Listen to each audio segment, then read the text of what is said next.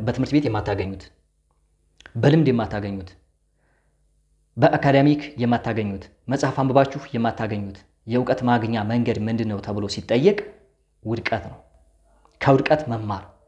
አይ የሰው ልጅ እንዴት ከውድቀት ሊማር ይችላል ብላችሁ ልጠይቁ ትችላላችሁ። ትልቁ ትምህርት ቤት እዚህ ዓለም ላይ ወደፊት ባለው ህይወታችን ላይ ማንም የማይነቀንቀው ኮንፊደንስ ለመገንባትና እዚህ ዓለም ላይ ኢምፓክት ለመፍጠር የምትፈልጉ ከሆነ ትልቁ የእውቀት ማግኛ መንገድ ተብሎ የሚታሰበው ውድቀት ነው። ከውድቀት መማር። ብዙዎቻችሁ ውድቀት መጥፎ ነገር ሊመስላችሁ ይችላል። ወይም ደግሞ አንድ ሰው የሆነ ነገር ሞክሮ አልተሳካለትም ማለት በህይወታችሁ ላይ ሆፕለስ ሆናችሁ ወይም ደግሞ ተስፋ ቆራጭ ሆናችሁ ጊዜያችሁ ልታሳልፉበት ትችላላችሁ። ግን ትልቁ እውቀት ማግኛ መንገድ በዚህ ዘመን ላይ ውድቀት ነው። ከውድቀቱ መማር የቻለ ሰው ከሪስክ ካረገበት ነገር ፌል ካረገበት ነገር መማር ከቻለ ሰውየው እዚህ ዓለም ላይ ኢምፓክት መፍጠሩ የማይቀር ነገር ነው። እንግዲህ ውድቀት ጊዜያዊ ሽንፈት ነው። ቋሚ አድርጎ የሚቆጥረው የራሳችን አእምሮ ነው። ለምሳሌ ሰዎች ውድቀትን እንደ ቋሚ አድርገው ይቆጥሩታል። ውድቀት ጊዜያዊ ሽንፈት ነው።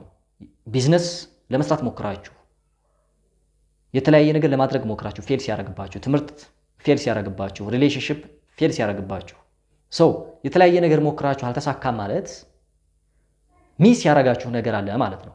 በነገራችን ላይ ውድቀት ፈጣሪ እኛን የሆነ ነገር እየሰራን ያንን ነገር ለመስራት የሚያበቃ ነገር ሳይኖረን በሆነ ነገር ላይ ደካማ ስንሆን ልፍስፍስ ስንሆን ያንን ነገር እንድናስተካክለው ያን የጎደለንን ነገር ወይም ድክመታችንን እንድንቀርፍ እና በድክመታችን ላይ እንድንሰራ የሚያስረዳበት ወይም ደግሞ ሊያስተምረን የሚሞክርበት ትልቁ መሳሪያው ውድቀት ተብሎ ይጠራል። ለምሳሌ ብዙ ነገር ሞክራችሁ ሊሆን ይችላል። ቢዝነስ መስራት፣ ኢንቨስትመንት ላይ ለመሰማራት፣ ቪዲዮ ኮንቴንት ለመስራት፣ ቪዲዮ አፕሎድ አድርጋችሁ አልታይ ማለት፣ ትምህርት ሞክራችሁ አልሳካ ማለት፣ በተለያየ ነገር ፌል አድርጋችሁ ሊሆን ይችላል። ምክንያቱም ለምን ይመስላችኋል ያ ነገር ፌል ያደረገባችሁ? ትልቁ ምክንያት ለዛ ነገር የሆነ የጎደላችሁ ነገር አለ፣ ማስተካከል የሚገባችሁ ነገር አለ። ያን ነገር ሳታስተካክሉት ወደ ስራው ስትገቡ በዛ በድክመታችሁ ያን ድክመታችሁን ይዛችሁ አይደለም ሰክሰስፉል የምትሆኑት። ፈጣሪ ይሄን ያውቃል። ያጋችኋል መሰላችሁ ውድቀት ያጋጥማችኋል። ለምን? የዘነጋችሁት ነገር አለ ወይ ሜንታሊ፣ ፊዚካሊ፣ ስፒሪቹዋሊ በሆነ ነገር ላይ ደካማ ናችሁ ማለት ነው። ስለዚህ ውድቀት ራሳችሁን እንድትፈትሹ የተሰጠ ትልቅ በረከት ነው። ወደ ራሳችሁ ማንነት ተመልሳችሁ የኔ ደካማና ጠንካራ ጎን ምንድን ነው? ምን አይነት ድክመት አለብኝ?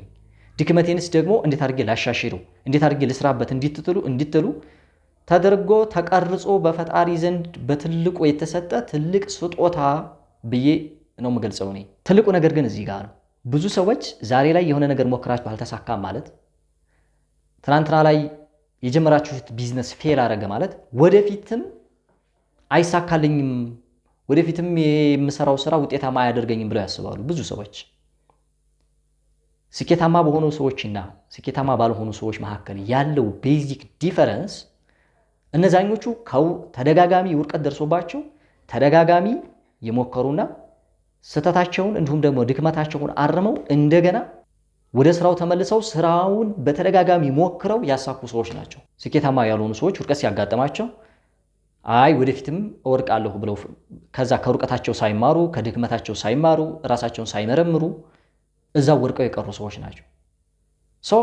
ትልቁ ቤዚክ ዲፈረንስ ይሄ ነው። እንግዲህ የሰው ልጆች ውድቀት የሚያጋጥማቸው ለምንድን ነው የሚለውን ነገር እንመልከት። እንግዲህ የሰው ልጅ ውድቀት የሚያጋጥመው የመጀመሪያው ሚስ አንደርስታንዲንግ ነው። ያንን የጀመረውን ቢዝነስ ለመስራት ያሰበው ስራ ላይ በሆነ ነገር ዊክ ሲሆን ነው፣ ደካማ ሲሆን ነው። እሱ በማያውቀው መልኩ ማለት ነው። አመለካከቱ ሊሆን ይችላል፣ በስሜቱ ሊሆን ይችላል፣ በባህሪው፣ በማይንድ ሴቱ ወይም ባለው ያ ስራ በሚጠይቀው ስኪል ደካማ ሲሆን ወይም ደግሞ የሆነ የሚቀረው የሚጎለው ነገር ሲኖር የጀመረው ነገር ፌል ያደርጋል። ይሄ የውድቀት ምክንያቱ ነው። ምክንያቱም የሆነ ነገር የጎደለ ነገር ይዛችሁ የሆነ ነገራችን ማድረግ አትችሉም። በዛ ነገር ላይ ፉል እስከምትሆኑ ድረስ በራሱ ያን ነገር ደጋግማችሁ እንድትሰሩ ደጋግማችሁ እንድትወርቁ ይደረጋል። ምክንያቱም ከነጎደላችሁ ስኬታማ ስለማትሆኑ ማለት ነው። ስለዚህ ትልቅ በረከት ነው የሚባለውም ለዛ ነው። ራሳችሁን እንድታዩ፣ በሌላ አቲቲዩድ እንድትመጡ፣ ኢሞሽናችሁን መልሳችሁ እንድትመረምሩት፣ ሐሳባችሁን እንደገና እንድትመረምሩ የሚያደርጋችሁ ትልቅ እድል ነው። ውድቀት ሰዎች ሲያጋጥማቸው አዲስ ማንነት ለመገንባት እንደ እድል የሚጠቀሙበት ሰዎች አሉ። ለምሳሌ ዓለም ላይ ትላልቅ ኢንተርፕረነሮች፣ መሪዎች ብትሉ፣ ስፖርተኞች፣ አትሌቶች፣ አርቲስቶች፣ በጣም በርካታ ኢምፓክት የፈጠሩ ሰዎች በውድቀት ውስጥ ያለፉት ናቸው። በውድቀት ውስጥ ተፈትነው እነሱም ደጋግመው ሰርተው ደጋግመው በመስራት ውስጥ ኤክስፔሪየንስድ በመሆን በዛ ነገር ላይ ተደጋጋሚ ስራዎችን የሰሩ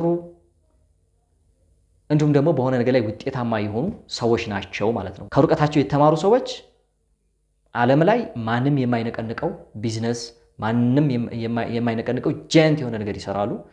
ከውድቀታቸው ያልተማሩ ሰዎች ደግሞ እዛው ወደቁበት ይቀራሉ ማለት ነው። ትልቅ ቤዚኩ ምክንያት ይሄ ነው። ሌላው የውድቀት ጥቅም ምንድን ነው? ለመሆኑ ውድቀት ጥቅም አለው ወይ? አንድ ሰው ከውድቀቱ የሚማርባቸው ወይም ደግሞ ከውድቀቱ የሚማራቸው ወይም ሊያገኛቸው የሚችላቸው ጥቅሞች አሉ። አንድን ሰው ወደ አዲስ አስተሳሰብ እና ወደ አዲስ ማንነት እንዲገባ ይጠቅመዋል።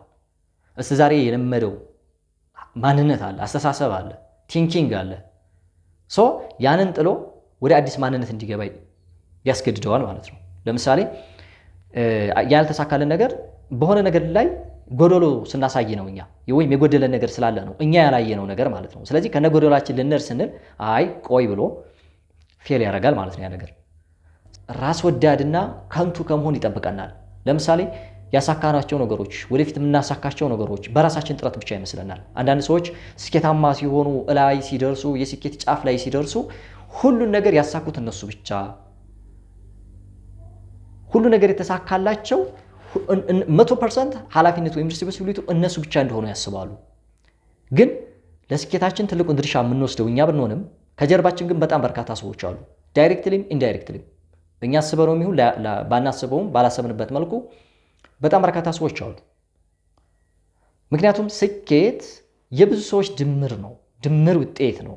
እኛ ብቻችንን ይመስለናል እንጂ ከጀርባችን ጥቂት ነገር ያደረጉ በጣም በርካታ ሰዎች አሉ። ስለዚህ ራስ ወዳድ እንዳንሆን በጣም ትልቅ የሆነ በረከት ይሰጠናል ማለት ነው። ኤቭሪ ስኬታማ የምትሉት ሰው ከጀርባው የሆኑ ሰዎች አሉ። ወይ ሚስቱ አለች፣ ወይ እናቱ፣ ወይ ቤተሰቡ፣ ወይ ፋሚሊው፣ ፍሬንዶቹ፣ ትምህርት ቤት መምህራኖቹ፣ በጣም በርካታ የሆኑ ሰዎች ኮንትሪቢዩት ያደረጉት ነገር አለ። ያን ኮንትሪቢዩት እንዳይረሳው ለማድረግ እንዲሁም ደግሞ ወደ ራስ ወዳድነት ውስጥ እንዳይገባ ትልቅ የሆነ ጥቅም ይሰጠዋል ማለት ነው። ውድቀት የአንድን ሰው አካላዊ፣ መንፈሳዊና አእምሯዊ ማንነት ጥንካሬና ድክመቱን እንዲለይ እንዲመረምር ያስገድደዋል። ያ ማለት የኔ ጥንካሬ ምን ላይ ነው? ድክመቴ ምን ላይ ነው? እውቀት ላይ ነው? መንፈሳዊ ላይ ነው? ፊዚካሊ የቱ ላይ ነው ጠንካራ ጎኔ፣ የቱ ላይ ነው ደካማ ጎኔ የሚለውን እንድንመረምር ራሳችንን ቼክአፕ እንድናደርግ ወደ ራሳችን እንድንመለከት እድል ይፈጥረናል ማለት ነው። ሶስተኛው የውድቀት ጥቅም በውድቀት ውስጥ ያለፈ ሰው ያሰላስላል፣ ያስባል። ምሳሌ ለምንድን ነው የወደኩት? ለምንድን ነው ያልተሳካው? ምን አይነት ነገር ጎሎኝ ነው? ምን አይነት ስህተቶችን ብሰራ ነው የሚል አዲስ የሆነ ምርምር ውስጥ ይገባል። አዲስ የሆነ ማንነት ውስጥ ይገባል። አዲስ የሆነ ቲንኪንግ ውስጥ ይገባል። ያኔ አዳዲስ ነገሮች ወደሱ መምጣት ይጀምራሉ። ድክመቶቹ ይታዩታል። ሚስ አንደርስታንድ ያደረገው ነገር ይታየዋል። የረሳው ነገር፣ የዘነጋው ነገር ወይም ያልተረዳው ነገር ይገለጥለታል ማለት ነው። ኢንላይትድ ይሆናል ወይም ኢንላይትመንት ደረጃ ይደርሳል። ምክንያቱም በተደጋጋሚ ስህተታችሁ ምንድን ነው፣ የጎደለኝ ነገር ምንድን ነው ብላችሁ ራሳችሁን ስትጠይቁ ተረድቼዋለሁ ያላችሁት ነገር ያልተረዳችሁት፣ አውቄዋለሁ ብላችሁ ያላወቃችሁት፣ ሰርቼዋለሁ ብላችሁ ያልሰራችሁት፣ አለኝ ያላችሁት ግን የጎደላችሁ ብዙ ነገር እየታያችሁ ይመጣል ራሳችሁን ስትመረምሩት ማለት ነው። ስለዚህ ብዙ ጎደሎቻችሁን እንዲታውበት እንዲመረምሩበት ወደ ኢንላይትመንት ደረጃ እንዲደርሱ መንገዱንና በሩን ይከፍትላችኋል ማለት ነው። ያ ማለት አእምሯዊ ብልህነታችሁን ብቻም ሳይሆን ስሜታዊ ብልህነታችሁንም መጠቀም ትጀምራላችሁ ማለት ነው። ለምሳሌ የሰው ልጆችን 80%ቱን ስኬታቸው የሚመጣው ከአእምሯዊ ብልህነት ሳይሆን ከስሜታዊ ብልህነት ነው ብለናል። ስለዚህ አንድ ሰው ተደጋጋሚ ውድቀቶች ሲያጋጥሙት፣ ተደጋጋሚ የሆኑ ፌለሪቲዎች ሲያጋጥሙት በስሜት መብሰል ይጀምራል። ኢሞሽናል ኢንቴሊጀንት መሆን ይጀምራል። ስሜቱ ጠንካራ መሆን ይጀምራል። አካላዊ ጥንካሬ ያላቸው ግን ሜንታሊ ልፍስፍስ የሆኑ ሰዎች አሉ። መንፈሳቸው ልፍስፍስ የሆኑ ሰዎች አሉ። ስለዚህ በአካልም በአእምሮም በመንፈስም ጠንካራ በስሜትም ጠንካራ መሆን ይጀምራሉ። እነዛ ሰዎች ኢሞሽናሊ ኢንቴሊጀንት መሆን ይጀምራሉ። ይሄ መቅበዝበዝ መሯሯጣቸውን ይተውና የተረጋጋ ሰው ስሜቱ የማይወጣ የማይወርድ አለ አይደለ፣ የማይሞቀው የማይበርደው ሰው በቃ ትንሽ ነገር ሲያጋጥመው የማይደነግጥ የማይፈራ እንደዛ አይነት ማንነትን መገንባት ያስችላል። ያ ማለት ኢሞሽናሊ ኢንቴሊጀንት እንዲኖር ትልቅ የሆነ በረከትና ጥቅም አለው ማለት ነው። አንድ ሰው ራሱን ከቁሳዊ ዓለም ወይም ከቁሳዊ ነገሮች አውጥቶ ወደ መንፈሳዊ ወደሆኑ ነገሮች ከሚታየው ዓለም ወደማይታየው ዓለም እንዲያዘነብል በስፒሪቹዋሊቲ ሊሆን ይችላል፣ በኢሞሽናሊ ጠንካራ መሆን ይጀምራል። ምክንያቱም የሚታየውን ነገር የፈጠረው የማይታየው ኃይል ነው። ገብቷችኋል? ዛሬ ላይ ያላችሁ ቢዝነስ፣ ዛሬ ላይ ያላችሁ ማንኛውም ኤቭሪቲንግ ነገር ማቴሪያልስ፣ ያ ማለት ቤት፣ መኪና፣ ድርጅት ሊሆን ይችላል፣ ገንዘብ፣ የተለያዩ ነገሮችን ያመጣው የማይታየው ኃይል ነው። ለምሳሌ እንጥቀሰው። ይህን ሁሉ ነገር ያመጣው ነገር አንደኛ ፈጣሪያችሁ ነው፣ የፈጣሪያችሁ ኃይል አለበት። ሁለተኛ የእናንተ አእምሮ ነው፣ አስተሳሰባችሁ፣ ማይንድ ሴታችሁ ነው ያን ነገር ቢልድ ያደረገው። ሰው መንፈሳችሁ ነው፣ ስሜታችሁ ነው ያን ነገር ቢልድ ያደረገውና ያመጣው ወደሚታይ ወደሚገለጥ ነገር ያመጣው። ስለዚህ ከቁሳዊ ዓለም ጋር ያላችሁ ግንኙነት ወይም የተጣበቀ ግንኙነት ይቀርና ወደ መንፈሳዊ ነገር ወደማይታየው ዓለም ማዘንበል ትጀምራላችሁ። ምክንያቱም በእጃችሁ የያዛችሁት ነገር የመጣው ከናንተ ከማይታየው ዓለም ነው፣ ከናንተ ከማይታየው ማንነት ውስጥ ነው ተፈልቅቆ የወጣው። ስለዚህ ከቁሳዊ ነገሮች ትነጠላላችሁ ማለት ነው። አያስጨንቃችሁም። ዛሬ ላይ ያላችሁ ቢዝነስ፣ ያላችሁ ገንዘብ ቢጠፋ ቢከስር አያስጨንቃችሁም።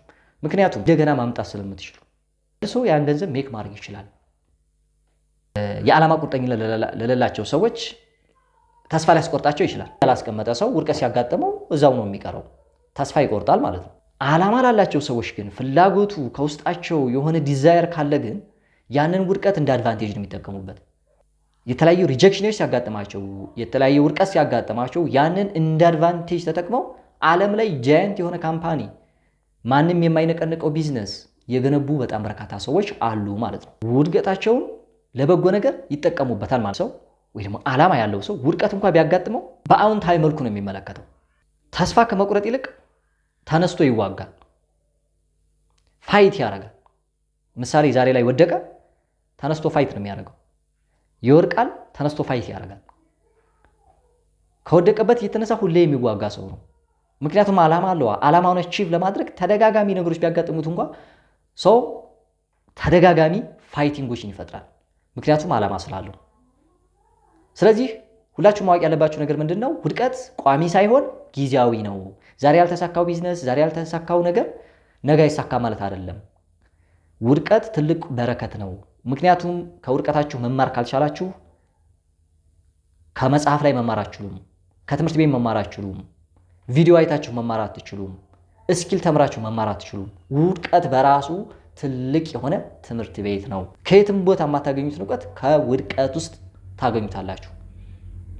ስለዚህ ዛሬ ላይ ያልተሳካላችሁ ሰዎች፣ ዛሬ ነገር ሞክራችሁ ፌል ያደረገባችሁ ሰዎች ተነሱና ምንድነው ድክመቴ፣ ምንድነው የጎደለኝ ነገር፣ እምን ላይ ሚስ አንደርስታንዲንግ ስላለኝ ነው ያ ነገር ያመጣው የሚለውን ነገር ራሳችሁን መርምራችሁ አዲስ ማንነት ገንብታችሁ የምፈልጉትን ነገር በአጭር ጊዜ ውስጥ አቺቭ ማድረግ ትችላላችሁ እላችኋለሁ። የዛሬ ቪዲዮአችን ይሄን ይመስላል። በሌላ ጊዜ በሌላ ቪዲዮ እስከምንገናኝ ድረስ ሰላም።